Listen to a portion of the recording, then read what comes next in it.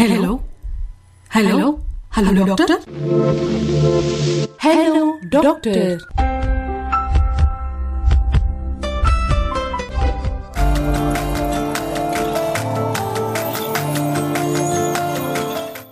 நேரம் 3 மணி 3 நிமிடம் ஆயிட்டிருக்கு. எஃப்எம் ரெயின்போ 101.4 இங்கே நம்மளுடைய டாக்டர் நிகழ்ச்சியில் தான் இணைஞ்சிருக்கோம். இதோ திவ்யா உங்க கூட பேசுறதுக்காக வந்துட்டேன். ஆரோக்கியம் அப்படின்றது நம்ம எல்லாருக்குள்ளேயும் கண்டிப்பாக இருக்கணும்ல. உடல் ஆரோக்கியம், மனசு ஆரோக்கியம், இது ரெண்டுமே முக்கியம்.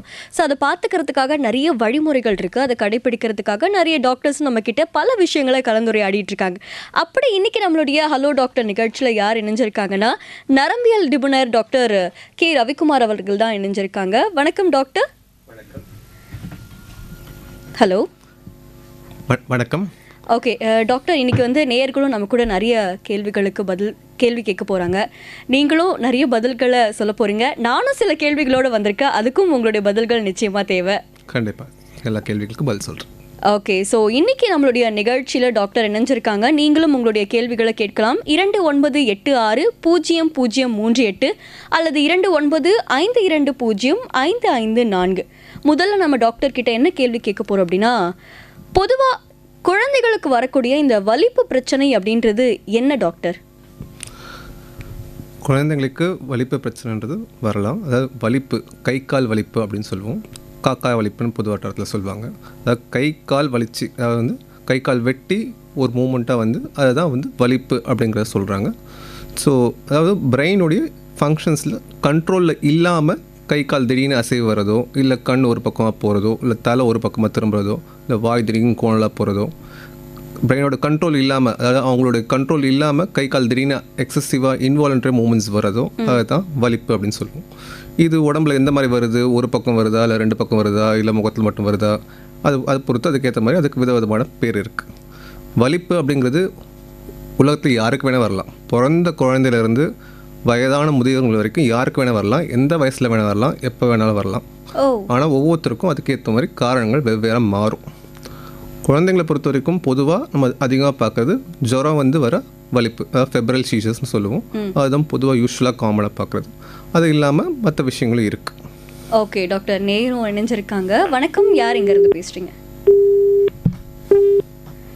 ஓகே, ஸோ நேர்கள் நீங்களுமே உங்களுடைய சந்தேகத்தை டாக்டர் கிட்ட கேட்கலாம். 29860038 அல்லது 2952055554. வணக்கம், யார் இங்கேருந்து பேசுகிறீங்க? வணக்கம், பொன்னேரி ஜெகண்டையில இருந்து கலீல் அஹமது பேசுறேன். டாக்டர் கிட்ட பேசலாமா? பேசுங்க கலீல். சொல்லுங்க கலீல். சார், ஃபர்ஸ்ட் வணக்கம். வணக்கம் கலீல். டாக்டர், எங்க ரிலேஷன் குழந்தை ஒரு 7 வயசு ஆகுது குழந்தைக்கு. எப்பப்போ அந்த குழந்தைக்கு ஃபீவர் வருதோ அப்போ பாத்தீங்கன்னா ஃபிக்ஸ் வருது. நாங்களாம் டாக்டர் கிட்ட கொண்டு போய் காட்டினோம். டாக்டர் என்ன சொல்றாருன்னா, அந்த குளிர்ச்சி ஐட்டம் அந்த குழந்தைக்கு தலைக்கே நீங்க ஊத்தக்கூடாது. மாசத்துக்கு ஒரு வாட்டி, அதுவும் ஊத்துட்டீங்கன்னா நல்லா டவுல் வச்சு தொடச்சிடணும். இது மாதிரி செஞ்சு வந்தாதான் அந்த குழந்தைக்கு ஃபர்ஸ்ட் ஜுரம் வராது. அது ஜுரம் வந்தாதான் ஃபிக்ஸ் வரும் அப்படிலாம் சொன்னாங்க. நீங்க சொல்லுங்க, அது என்னென்ன வழிமுறை பின்பற்றணும்னு சொல்லுங்க சார். உங்களுக்கு ஒரு தடவையும் ஜுரம் வந்து தான் ஃபிட்ஸ் வந்துச்சுங்களா? ஆமா சார். இப்போ சமீபத்துல அந்த குழந்தைக்கு வந்து 8 வயசு ஆகுது. 8 வயசுல ஒரு சமீபத்துல ஒரு 6 months முன்னாடி தான் பாத்தீங்கன்னா ஃபீவர் வந்த உடனே திடீர்னு அது மாதிரி அட்டாக் ஆச்சு. ஓகே. பொதுவாக ஜுரம் வந்து ஃபிட்ஸ் வர்றது 6லேருந்து 6 வயசு இல்லை 7 வயசு வரைக்கும் இருக்கலாம். நீங்கள் சொல்கிறபடி பார்த்தா கொஞ்சம் குழந்தை வளர்ந்துட்டாங்கன்ற மாதிரி தெரியுது. இப்பயும் தொடர்ந்து இந்த மாதிரி ஜுரம் வந்து ஃபிட்ஸ் வருதுன்னா வேறு என்ன தொந்தரவு இருக்குன்றதை பார்க்கணும். ஜுரம் வந்து ஃபிட்ஸ் வர்றதை யூஸ்வலாக ஜுரத்துக்கு ஒழுங்காக வைத்தியம் பண்ணாலே இந்த ஃபிட்ஸ் வராமல் தடுக்க முடியும். ஜுரத்துக்குன்னு அதுக்கேற்ற மாதிரி பார்த்து பேராசிட்டமால் கொடுக்குறதோ இல்லை ஈரவத்தோடம் கொடுக்குறதோ அதெல்லாம் பண்ணாலே இந்த ஜுரத்தினால வர ஃபிட்ஸை கண்டிப்பாக தவிர்க்க முடியும்.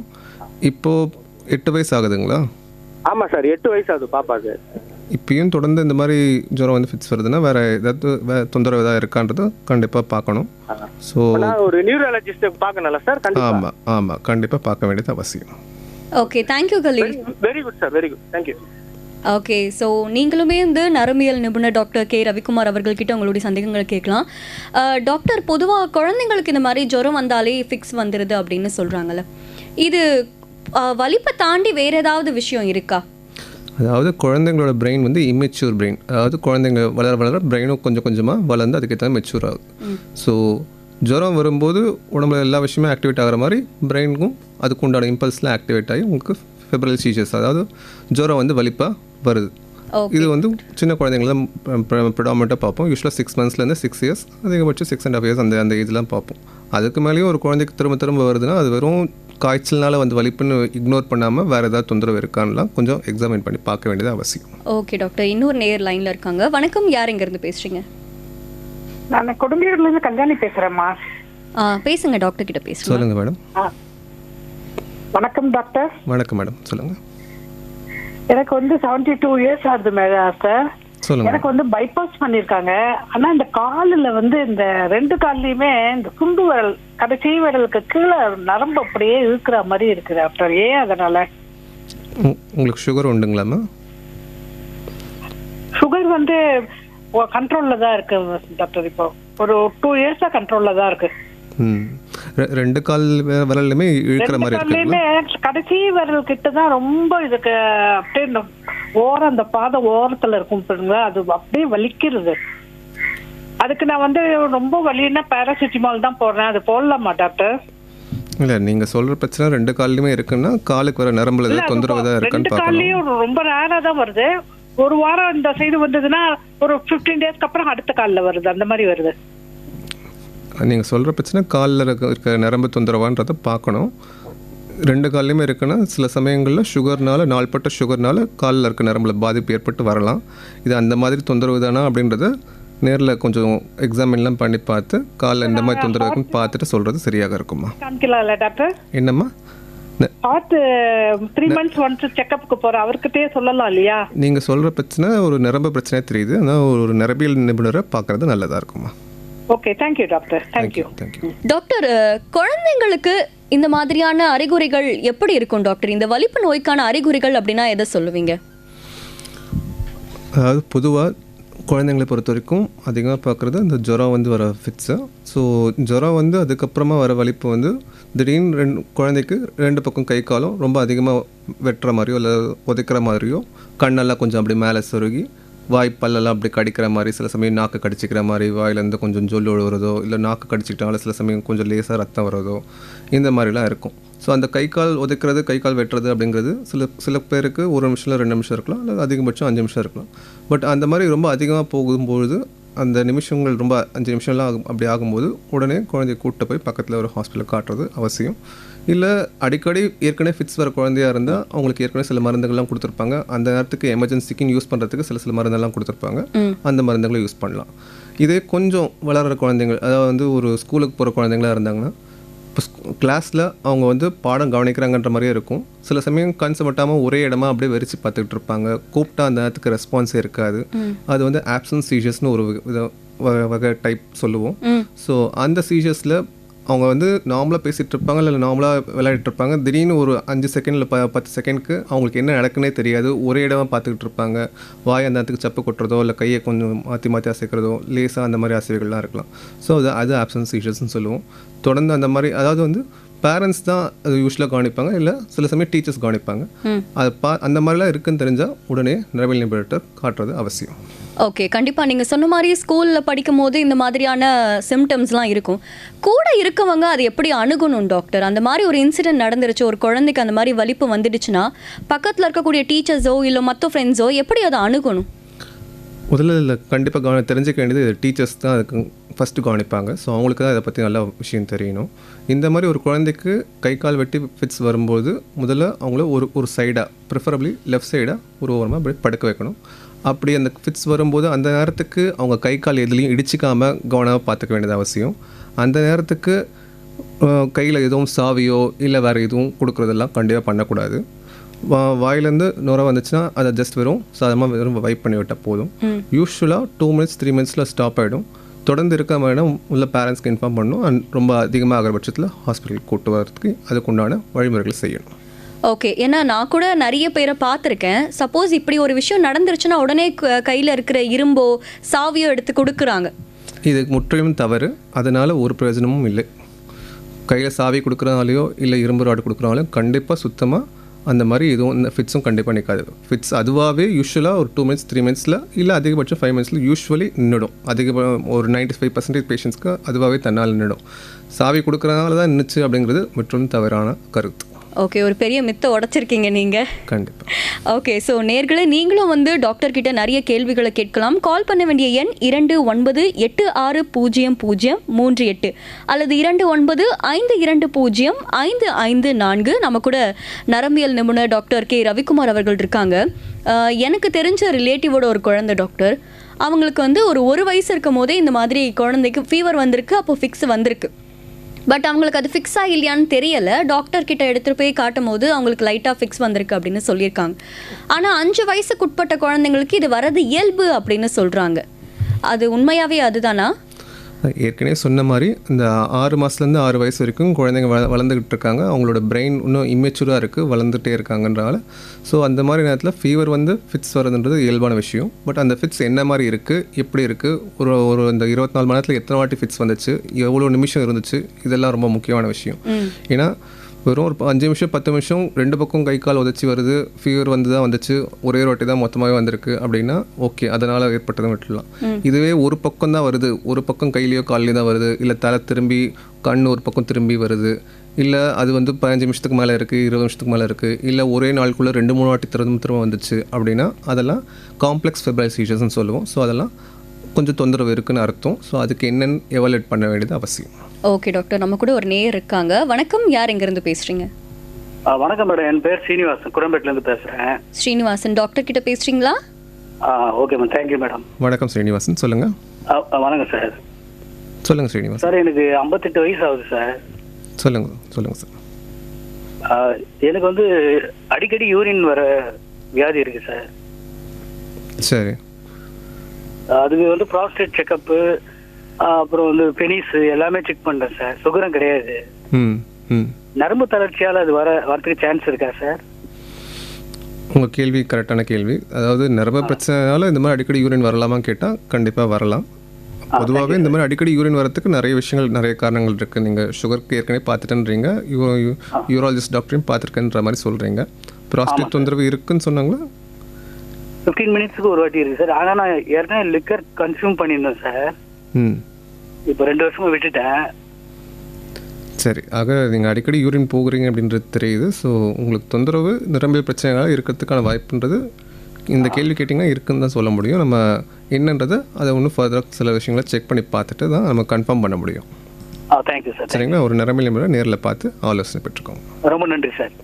Okay Srinivasan, thank you. So doctor, இந்த தூக்கம், உணவு, இதுக்கும் இந்த வலிப்பு பிரச்சனைக்கும் ஏதாவது சம்மந்தம் இருக்கா டாக்டர்? தூக்கம்ன்றது வந்து உடம்புக்கு கிடைக்கிற சரியான ரெஸ்ட்.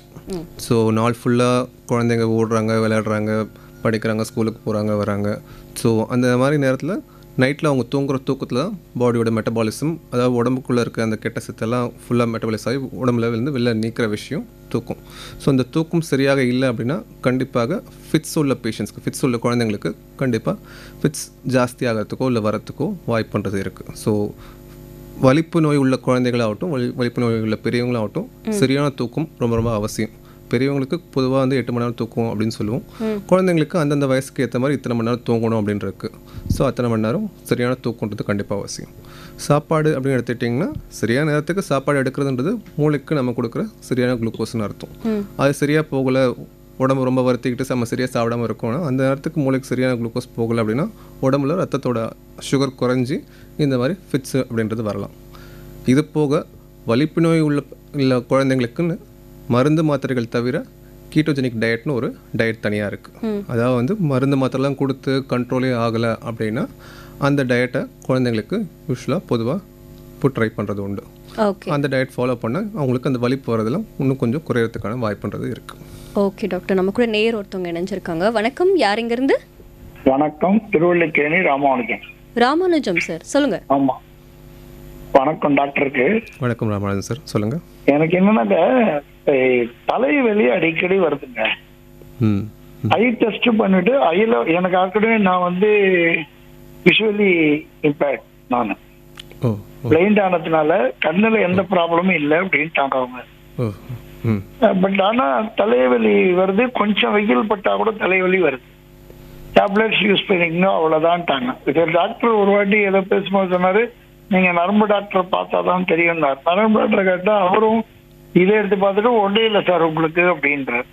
ஏன் இந்த தலைவலி வருது எனக்கு அதான் தெரியல. சரி.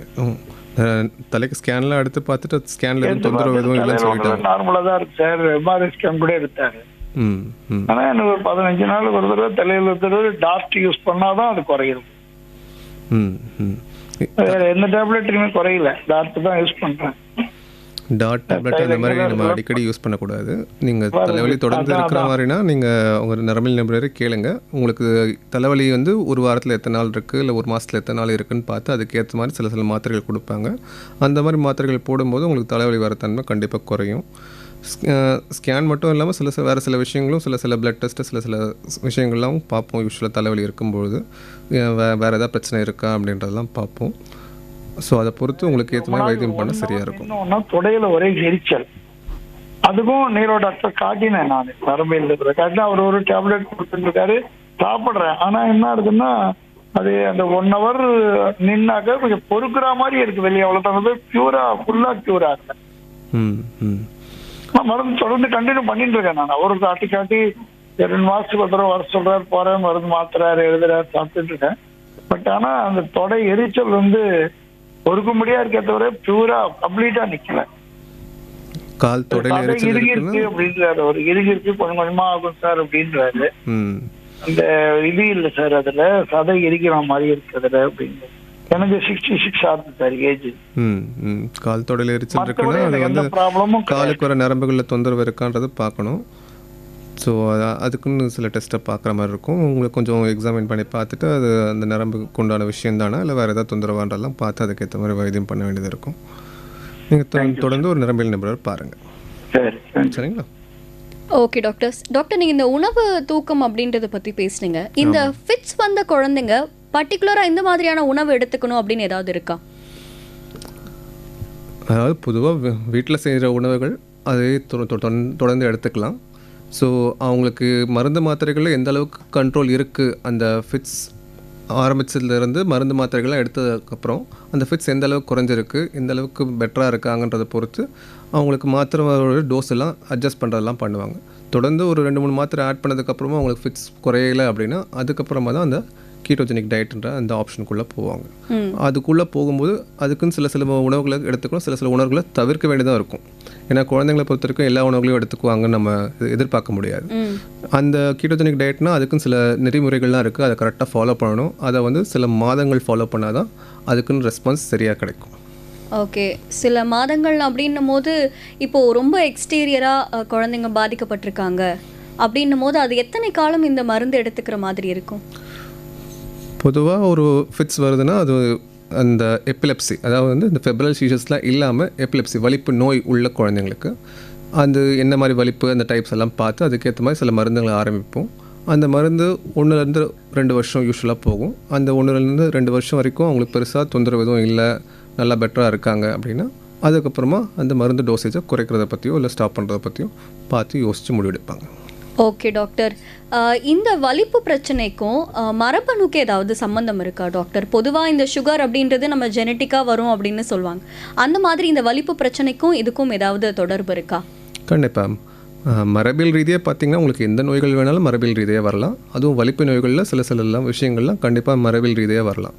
அதனால தான் வந்து ஒரு ஃபிட்ஸ் வர ஒரு குழந்தைக்கு கண்டிப்பாக வந்து அவங்க அப்பா அம்மாக்கிட்ட குடும்பத்தில் ஏற்கனவே வேறு யாருக்கா இருந்திருக்கா, அவங்களோட தாத்தா பாட்டிக்கு இருந்திருக்கா, இல்லை அவங்களோட சித்தப்பா பையன் இல்லை பெரியப்பா பொண்ணு அந்த மாதிரி அவங்களுக்கு யாருக்கா ஏற்பட்டிருக்கா, அந்த மாதிரி விஷயங்கள்லாம் கண்டிப்பாக கேட்போம். அதே மாதிரி அவங்க சொந்தத்தில் கல்யாணம் பண்ணியிருக்காங்களா இல்லை தூரத்து சொந்தமாக, அந்த மாதிரி சில விஷயங்கள்லாம் கண்டிப்பாக கேட்போம். ஏன்னா மரபியல் ரீதியாக சில நோய்கள்லாம் வரலாம் அப்படின்றது நல்லா தெரிஞ்ச விஷயம் தான். அதுவும் வலிப்பு நோய்கள் வரத்துக்கான வாய்ப்புன்றது கண்டிப்பாக இருக்குது. ஓகே, நம்ம கூட நரம்பியல் நிபுணர் டாக்டர் கே ரவிக்குமார் அவர்கள் இணைஞ்சிருக்காங்க. அடுத்து ஒரு நேயர் இருக்காங்க. வணக்கம், யார் இருந்து? ஹலோ, வணக்கம்மா, உங்க பேர் சொல்லுங்க. பின்னாடி இருக்க அந்த ரேடியோ கொஞ்சம் ஆஃப் பண்ண முடியுமா? லங்கநல்லூர்ல இருந்து பானு பேசுறேன். பானு, ஓகே பானு, டாக்டர் இருக்காங்க, பேசுங்க. வணக்கம் மேடம், சொல்லுங்க மேடம். வணக்கம். இந்த ஃபிட்ஸ் வரவங்களுக்குலாம் இந்த பால்ல பூண்டுலாம் வேக வச்சு குடுக்கலாம்னு சொல்றாங்க. அது எவ்வளவு தூரம் இது குடுக்கலாமா? அந்த மாதிரி அது கொடுத்தா கொஞ்சம் அவங்களுக்கு நரம்புக்கெல்லாம் இதுவாகும் அப்படிங்கிறாங்க. நீங்கள் சொல்கிற இந்த விஷயத்துக்கும் ஃபிட்ஸுக்கும் நேரடியான எந்த விதமான சம்மந்தமும் இல்லை. இது கொடுக்குறனால ஃபிட்ஸு குறையிறதோ ஏற போகிறதோ அதில் எதுவும் மாற்றம் எதுவும் இருக்க போகிறது இல்லைம்மா. டேப்லெட் மட்டும்தான் யூஸ் பண்ணலாம். மாத்திரை அதுக்கு வலிப்புக்குன்னு ஏற்ற சரியான மாத்திரை மருந்து, அதுவும் நரம்பியல் நிபுணர் பார்த்து கொடுக்குற மருந்துகள் தான் சரியாக இருக்கும். அவங்களுக்கு வேற ஏதாவது எக்ஸசைஸ் அந்த மாதிரி ஏதாவது இருக்கா? இல்லை, எக்ஸசைஸ்ன்றது பொதுவாக அவங்க ஓவராலாக நல்லா இருக்கிறதுக்கு நம்ம பண்ணலாம். பட் ஃபிட்ஸை தடுக்கிறதுக்கும் ஸ்பெசிஃபிக்காக அந்த மாதிரி எக்ஸசைஸ்ன்ற எதுவும் கிடையாது. ஓவராலாக அவங்க மாத்திரை கொடுத்துருக்க மாத்திரையை சரியான நேரத்துக்கு எடுத்துக்கிறது, சரியான நேரத்துக்கு சாப்பாடு எடுத்துக்கிறது, சரியான தூக்கம் இருக்கிறது, இந்த மாதிரி விஷயங்கள்லாம் பண்ணால் ஓவராலாக நல்லா இருப்பாங்க. அது ஃபிட்ஸும் இல்லாமல் இருக்கும். ஃபிட்ஸ் வந்த அன்னைக்கு ரொம்ப நேரம் தூங்கிட்டே இருக்காங்க. அவ்வளோ டயர்டாக இருக்குமா அவங்களுக்கு? ஆமாம், ஃபிட்ஸ்ன்றது உங்களுக்கு ஆப்வியஸ்லி மூளையில் ஏற்படுற தொந்தரவு இல்லைங்களா. மூளையில் அந்த மின்னணு மாற்றங்கள் ஏற்பட்டு கை கால்லாம் வெட்டி அவங்களுக்கு ரொம்ப அதிகமான விஷயம் நடக்கிறனால அதுக்கப்புறம் அவங்க அந்த டயர்டாக இருக்கிறதும் மயக்கத்தில் இருக்கிறதும் அவங்க சட்டுன்னு எழுச்சிக்கிறதுக்கும் கொஞ்சம் நேரம் ஆகும். அதை செய்யும். அதனால பயம் ஒன்றும் இல்லை, அவங்களா முழிக்கிற வரைக்கும் நம்ம வெயிட் பண்ணலாம். அப்படி நம்ம பொதுவாக சொல்ல முடியாதும்மா. ஏன்னா சில பேர் ரொம்ப ஆழ்ந்த மயக்கத்தில் போயிட்டாங்க அப்படின்னா அந்த நேரத்துக்கு அவங்களுக்கு மூச்சு விடுறதுலாம் சிரமம் ஏற்படுறதுக்கும் வாய்ப்பு இருக்குது. ஸோ அதனால் ரொம்ப நேரம் அப்படியே நம்ம விட்டுற முடியாது. ஸோ ஃபிட்ஸ் வந்தாலே முதல்ல அவங்களை இடது பக்கம் ஒரு கழிச்சு படுக்க வைக்கிறது தான் சரியாக இருக்கும். தொடர்ந்து ரொம்ப நேரம் மயக்கமாக இருக்காங்கன்னா யாராவது ஒரு டாக்டர் அவங்கள பார்த்தாங்கன்னா சரியாக இருக்கும். Okay doctor, thank you. சரிம்மா, தேங்க்யூ பானு. ஹலோ, மாங்காட்லேருந்து பேசுகிறேன் மேடம். மாங்காட்லேருந்து. உங்கள் பேர் சார்? அருண். டாக்டர் இணைஞ்சிருக்காங்க, பேசுங்க. வணக்கம் அருண், சொல்லுங்கள். ஹலோ டாக்டர், வணக்கம் சார். வணக்கம் சார், சொல்லுங்கள். அதாவது இந்த வலிப்பு நோய் இருக்கிறது பரம்பரை வியாதிங்களா சார், இல்லை அது ஆனால் வர்றதா? வலிப்பு நோயின்றது பரம்பரையாகவும் வரலாம், பரம்பரையில் இல்லாமல் திடீர்னு ஒருத்தருக்கும் வேறு சில காரணங்களாலையும் ஏற்படலாம். ஏன்னா எங்கள் மருமகளுக்கு மேரேஜ் ஆனதுக்கப்புறம் இந்த மாதிரி ஒரு பிரச்சனை உருவாச்சு. ஆனால் அது குழந்தையிலேருந்து தெரியும். 3 வயசுல ஒரு தடவை ஃபீவர்லாம் வந்தது அந்த வலிப்பு. அப்போது டாக்டர்ஸ் என்ன சொன்னாங்க, ஏஜ் அட்டன் பண்ண அது ஓரளவுக்கு நார்மல் ஆகிடும் சார், ஒன்றும் பயப்படாதீங்கன்னா. ஆனால் அதுக்கப்புறமா தான் அது சிவியராக மாறிச்சு, கொஞ்சம் ஜாஸ்தியாகவே ஆச்சு. இப்போது ஏதாவது ஒரு டென்ஷன் ஆனாலோ ஏதாவது அந்த மாத்திரை ஒரு நாள் போடலைனாலோ அவங்களுக்கு ஃபிட்ஸ் வந்துடுது. இது எப்படி காலம்பூரா இப்படி தான் இருக்குங்களா, இல்லை எப்படி அது? ஆனால் டாக்டர்ஸ் என்ன சொல்லியிருக்காங்கன்னா கடைசி வரைக்கும் அந்த மாத்திரை போட்டு தான் ஆகணும் அப்படின்ட்டாங்க. இந்த அவங்களுக்கு ஏற்கனவே எந்த மாதிரி ஃபிட்ஸ் வந்திருக்கு, எவ்வளோ காலம் ஃபிட்ஸ் தொந்தரவு இருந்திருக்குன்றதெல்லாம் பார்த்து அவங்களோட 3 வயசுல ஆரம்பிச்சிது சார். அவங்களோட ஃபிட்ஸோட தன்மை, அதாவது ஃபிட்ஸ் என்ன விதத்தில் அவங்களுக்கு எப்படி வருது அப்படின்றதெல்லாம் கொஞ்சம் பார்த்து மருந்து மாத்திரைகள் எடுக்கும்போது அவங்களுக்கு எந்த அளவுக்கு கண்ட்ரோலில் இருக்குது, எவ்வளோ நாளாக மருந்து மாத்திரை எடுத்துகிட்டு இருக்காங்க, அதை அந்த மாத்திரை எடுக்கும்போது அவங்களோட கண்ட்ரோல் நல்லா இருக்கா, அதில் திரும்ப ஏதாவது அடிக்கடி ஏதாவது வருதா, இந்த மாதிரி பல விஷயங்களை பார்க்க வேண்டியிருக்கு. இதெல்லாம் பார்த்து அதுக்கேற்ற மாதிரி தான் அட்வைஸை நேரில் சொல்கிறது சரியாக இருக்கும். சண்டை போட்டுக்கிட்டோ ஏதோ ஒரு மன வருத்தத்தில் ஒரு 2 நாள் போடலைன்னா அப்படியே ஒரு மாதிரி போதை மாதிரி கண்ணை வச்சுட்டு இருப்பாங்க. திடீர்னு ஏதாவது ஒரு நாள் தடால்னு கீழே விழுவாங்க, அப்படியே போய் சைலண்டாக படுத்துடுவாங்க. அப்புறம் பார்த்தீங்கன்னா 4 மணி நேரம் அவங்க எழுந்திருக்க மாட்டாங்க. அந்த மாதிரி ஒரு பிரச்சனை உருவாகுது. உள்ளவங்க இந்த மாதிரி மாத்திரையை விடுறது சரி கிடையாது. ஸோ மாத்திரையை சரியான நேரத்துக்கு ஒழுங்காக எடுத்துக்க வேண்டியது அவசியம். ஆனால் இதுக்கு விடிவு கிடையாது இல்லைங்களா, அது அப்படி தான் இருக்கும். இல்லை, அது நம்ம இப்படி பொதுவாக சொல்ல முடியாது. நம்ம அது என்ன அவங்களுக்கு பேஷண்ட்டுக்கு என்ன மாதிரி தொந்தரவு இருந்திருக்கு இதுக்கு முன்னாடி அப்படின்றலாம் நேரில் பார்த்து சொல்கிறது சரியாக இருக்கும். ஏன்னா 3 இயர்ஸில் ஆரம்பித்து இப்போ அவங்களுக்கு 40 இயர்ஸ் ஆகுது. இத்தனை வருஷம் மாத்திரை சாப்பிட்ருக்காங்க. நீங்கள் சொல்கிற விஷயம் பார்த்தா இத்தனை வருஷம் மாத்திரை எடுத்திருக்காங்கன்னா இப்போ இனிமேல் கொஞ்சம் காலத்துக்காக தொடர்ந்து மாத்திரை எடுக்கிற மாதிரி தான் இருக்கும்ன்ற மாதிரி தெரியுது. Thank you sir. Thank you. Okay doctor, இந்த ஃபிட்ஸ் அப்படின்றது என்னென்ன மாதிரிலாம் வரும் டாக்டர்? பொதுவாக ஃபிட்ஸ்னால் எல்லாருக்கும் தெரிஞ்சது இந்த சினிமாவில் கட்டுற மாதிரி கை கால் வெட்டி வர்றது தான் ஃபிட்ஸ்ன்னு நினைக்கிறாங்க. ஸோ அது இல்லாமல் குழந்தைங்கள்லாம் ஜஸ்ட் அப்படி போர்டை பார்த்துட்டு இருக்கும்போது கண் செமட்டாமல் ஒரே இடமா விரித்து பார்த்துக்கிட்டு இருக்கிறது, இல்லை திடீர்னு தலையை அப்படி திருப்பி ஒரு பக்கம் அப்படி பார்க்குறது சம்மந்தமே இல்லாமல், இல்லை குழப்பமாக இருக்கிறது திடீர்னு. அதாவது இப்போ பெரியவங்கள்லாம் ஒரு மீட்டிங்கில், ஒரு கார்ப்பரேட் மீட்டிங்கில் இருக்காங்கன்னா ஒருத்தருக்கு திடீர்னு என்ன நடக்குது, நான் தான் எங்கே இருக்கிறேன், மீட்டிங்கில் என்ன பேசிகிட்டு இருக்குன்னே தெரியாமல் கொஞ்சம் கம்ப்ளீட்லி டிஸ்ஓரியன்டாக கன்ஃபியூஸ்டாக ஒரு குழப்பமாக இருக்கிறது.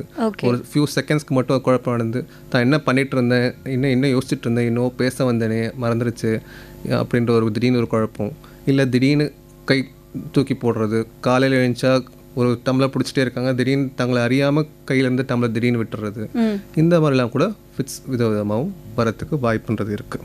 ஓகே, ஸோ அதெல்லாம் என்னன்றது தெரிஞ்சு வச்சுக்க வேண்டியது அவசியம். ஓகே டாக்டர், நம்மக்கிட்ட நேர் ஒருத்தவங்க இருக்காங்க. வணக்கம். கட் ஆயிடுச்சு. ஓகே. ஸோ நேர்களே, நீங்களும் உங்களுடைய சந்தேகத்தை டாக்டர் கிட்ட கேட்கலாம். கால் பண்ண வேண்டிய எண் 29860038 அல்லது 2952055544 இந்த நம்பருக்கு கால் பண்ணுங்கள். டாக்டர், இந்த பிரச்சனை அப்படின்றது டேப்லெட் எடுத்துக்கிறோம், இது முழுமையாக குணமடையாத, முன்னாடி அவர் சொன்ன மாதிரி குழந்தைங்களுக்கு இருக்குது, ஓகே, பெரியவங்களுக்கும் வருது, பட் எந்த மாதிரி நம்ம அந்த டேப்லெட்டை கண்டினியூ பண்ணால் இது முழுமையாக குணமடையும்? 80 to 95% மாத்திரை மருந்து ஒழுங்கான சரியான மாத்திரையை சரியான டோசேஜில், அதாவது நரம்பியல் மூலம் சொல்கிற சரியான மாத்திரையை சரியான டோசேஜில் கரெக்டாக எடுத்துகிட்டு வந்தால் மாத்திரைகளில் கண்ட்ரோலில் இருக்கிறதுக்கான வாய்ப்பு கண்டிப்பாக இருக்குது. அதையும் மீறி சில பேருக்கு வரும்பொழுது அதுக்குன்னு பண்ணுறதுக்கு வேறு சில ஆப்ஷன்ஸ்லாம், அதாவது வந்து இப்போ எபிலெப்சி சர்ஜரின்ற ஒரு ஆப்ஷனும் இப்போ ரீசெண்ட் இயர்ஸாக வந்துக்கிட்டு இருக்கு. ஸோ ஒருத்தருக்கு மூளையில் ஒரு பக்கத்தில் தொந்தரவு இருந்து அதனால் அடிக்கடி வலிப்பு வந்துக்கிட்டே இருக்குது, மாத்திரை மருந்து எடுத்தும் பெருசாக கண்ட்ரோல் ஆகலை அப்படின்னா, ஸோ அதுக்குன்னு ஸ்பெசிஃபிக்காக சர்ஜரி பண்ணி அது மூளையில் எந்த இடத்துலேருந்து அந்த தொந்தரவு வருதோ அந்த இடத்த மட்டும் ஆப்ரேட் பண்ணி எடுத்தால் அந்த ஃபிட்ஸ் அதுக்கப்புறம் வராமல் செய்கிறதுக்கான வழிமுறைகளும் இப்போ ரீசெண்டாக வந்துக்கிட்டு இருக்கு. ஸோ எபிலெப்சி சர்ஜரி இல்லாமல் இந்த கீட்டோஜெனிக் டயட்னு ஒரு விஷயம் இருக்குது, அது இல்லாமல் வேகஸ் நர்வ் ஸ்டிமுலேஷன் அப்படின்னு ஒரு டெக்னிக் இருக்குது. இதெல்லாம் இப்போ ரீசெண்டாக இந்த கடைசி ஒரு 10 வருஷத்துக்குள்ளே வந்திருக்கு ரீசெண்ட் அட்வான்சஸ். ஸோ இந்த மாதிரி விஷயங்கள்லாம் பண்ணி அந்த ஃபிட்ஸை இன்னும் கண்ட்ரோல் பண்ணுறதுக்கு வழிமுறைகள் இப்போ இருக்குது. Okay doctor. வணக்கம், யார் இங்கேருந்து பேசுகிறீங்க? ஹலோ, வணக்கம்மா, உங்கள் பேர் சொல்லுங்கள். இங்கே ராணி ஆவடியிலேருந்து பேசுகிறேன். ராணி, சொல்லுங்கள், உங்கள் சந்தேகத்தை டாக்டர் கிட்ட கேளுங்க. வணக்கம்மா, சொல்லுங்கள். வணக்கம். அதாவது ஹலோ, ரேடியோ வால்யூம் கொஞ்சம் கம்மி பண்ணிக்கோங்கம்மா. ரேடியோ வால்யூம் கம்மி பண்ணிட்டீங்கன்னா கொஞ்சம் கிளியரா இருக்கும். இப்போ கேக்குதா? சொல்லுங்க. இப்ப கேக்குதா? Doctor, good afternoon doctor. அது என்னது அப்படின்னு சொன்னா, ஒரு ஸ்டூடெண்ட், அந்த பொண்ணுக்கு வந்து இந்த அமாவாசை எப்பெல்லாம் அந்த பிள்ளை வந்து ஒரு மாதிரி பண்றா, இது வந்து அமாவாசை எப்பெல்லாம் நரம்பு வீக் ஆகுமா? அதுக்கும் இதுக்கும் ஏதாவது ரிலேட்டடா இருக்குதா? நீங்கள் சொல்கிற இந்த ஒரு மாதிரி பண்ணுறாங்கன்றது நமக்கு என்ன ஏதுன்றது நமக்கு கிளியர் கட்டாக தெரியணும். உங்களுக்கு அந்த மாதிரி ஏதாவது விவரிக்க முடியாத அப்நார்மாலிட்டி தெரிஞ்சால் அந்த நேரத்துக்கு என்ன பண்ணுறாங்கன்றது கையில் ஏதாவது மொபைல் வச்சுருந்தீங்க, அவங்கள பர்மிஷன் கேட்டு அந்த வீடியோ ஒன்று எடுங்க. என்ன மாதிரி தொந்தரவு இருக்குது அப்படின்றத பார்த்தா நமக்கு அது வந்து ஃபிட்ஸ் ரிலேட்டடான பிரச்சனையா இல்லை வேறு ஏதாவது தொந்தரவான்றதை நமக்கு இன்னும் சரியாக சொல்ல முடியும். ஆனா அமாவாசை அப்போதான் அந்த பிள்ளை வந்து ரொம்ப இது பண்றா. அப்போ அமாவாசை என்ன நரம்பு இது பாதிப்பு இருக்குமா அப்படின்றது கேட்குறேன். நீங்கள் சொல்கிற விஷயத்துலேருந்து அவங்களுக்கு நரம்பியல் பிரச்சனை இருக்குமான்றது கண்டிப்பாக பார்க்கணுன்றது மட்டும் நல்லா தெரியுதுமா. அதனால் ஒரு நரம்பியல் நிபுணர்கிட்ட அவருக்கு கண்டிப்பாக கூட்ட போய் காட்டுங்க. இதெல்லாம் வந்து நேரில் பார்த்து என்ன மாதிரி பிரச்சனை ஏது பிரச்சனைன்றது அவங்கள எக்ஸாமின் பண்ணி பார்த்துட்டு நிறைய கேள்விகள்லாம் ஒன்றும் கேட்பாங்க, அதுக்கேற்ற மாதிரி அதெல்லாம் பார்த்து தான் பதில் சொல்ல முடியும். ஓகே, எக்ஸாமின் பண்ணாதான் தெரியும்ல. Okay doctor, thank you doctor, thank you.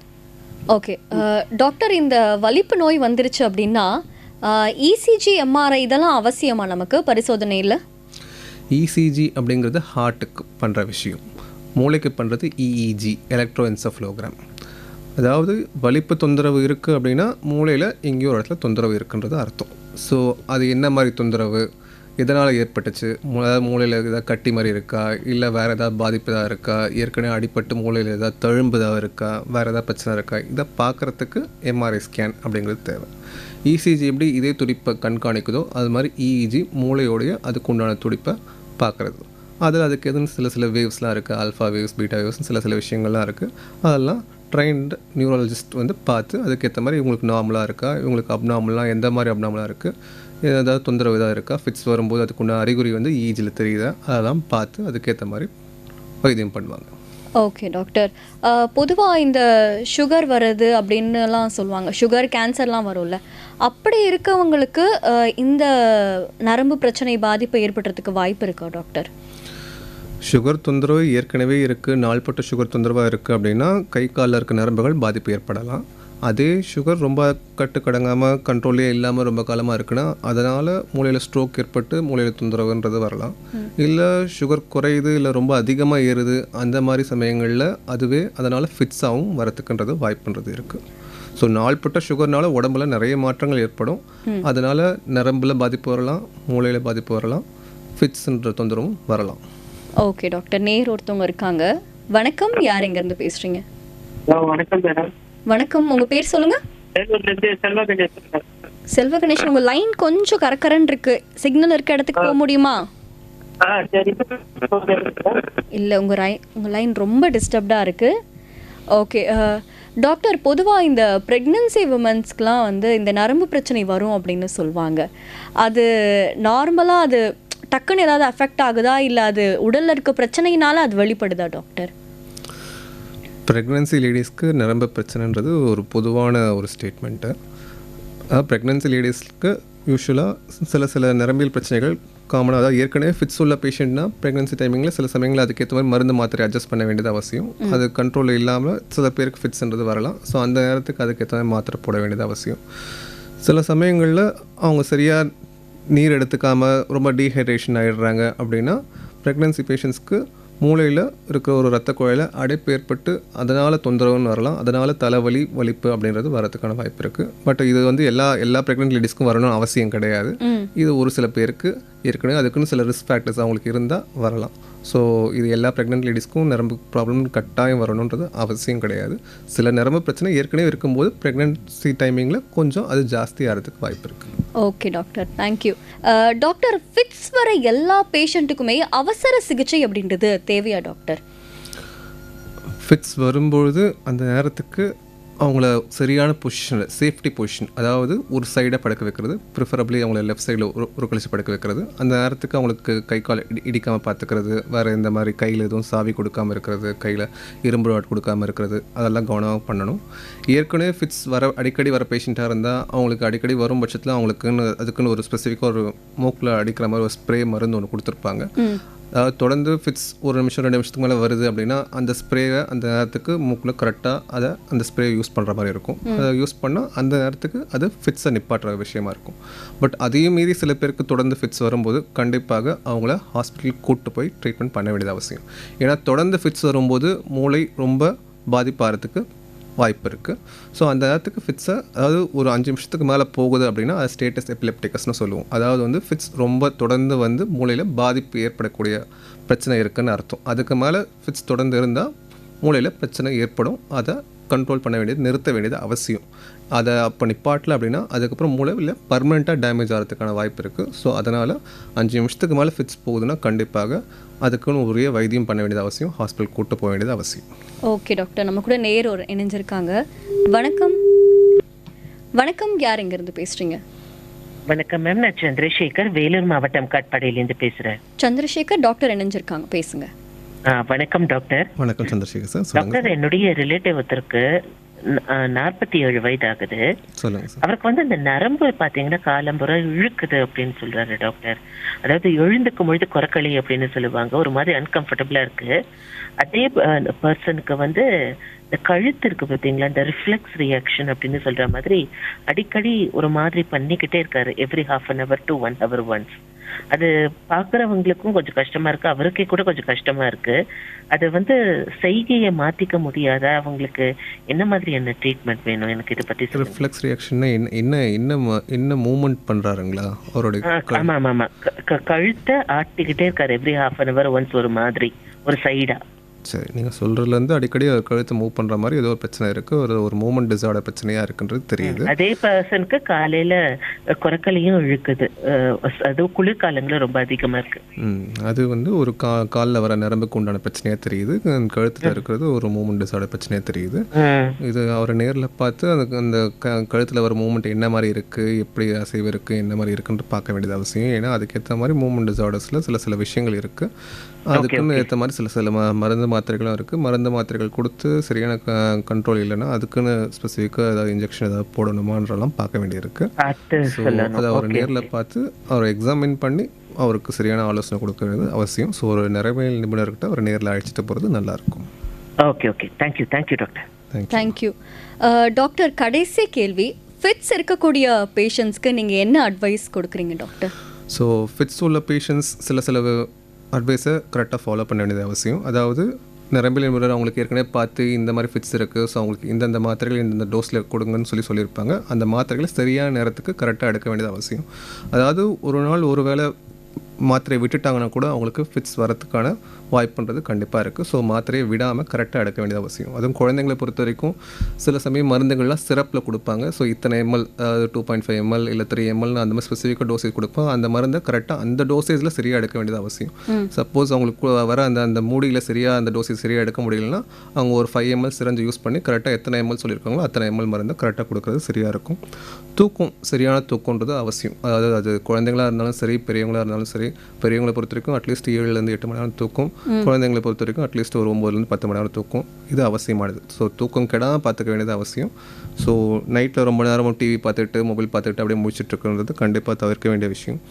இந்த மருந்தெல்லாம் எடுத்து அதையும் மீறி ஃபிட்ஸ் யாராவது ஒருத்தருக்கு வருதுன்னா அவங்க கூட இருக்கவங்க அந்த நேரத்துக்கு ஒருத்தர் முதல்ல ஒரு சேஃப்டி பொசிஷனில் ஏற்கனவே சொன்ன மாதிரி இடது பக்கம் ஒரு கழிச்சு படுக்க வைக்கிறது அதெல்லாம் பார்த்துக்கணும். இன்னொருத்தர் முடிஞ்சால் ஒரு மொபைல் எடுத்து வீடியோ அவரை எடுத்து வைக்கிறது அவசியம். ஏன்னா அவருக்கு என்ன மாதிரி ஃபிட்ஸ் வருது, அந்த நேரத்துக்கு அவருக்கு கண் எப்படி இருந்துச்சு, வாய் எப்படி இருந்துச்சு, எந்த கையில் பிரச்சனை வந்துச்சு, எந்த காலில் பிரச்சனை வந்துச்சுலாம் அதெல்லாம் அந்த வீடியோலாம் நமக்கு தெரியும். டாக்டருக்கு காட்டுறதுக்கு சரியாக இருக்கும். ஸோ மருந்து மாத்திரைகளை சரியாக எடுக்க சொல்லுங்கள். நியூராலஜிஸ்ட் டாக்டர்கிட்ட ரெகுலர் ஃபாலோ அப் இருக்க வேண்டியது அவசியம். Okay doctor, thank you. பல விஷயங்களை எங்கள் கூட பகிர்ந்துக்கிட்டீங்க. ரொம்ப நன்றி டாக்டர். தேங்க்யூ.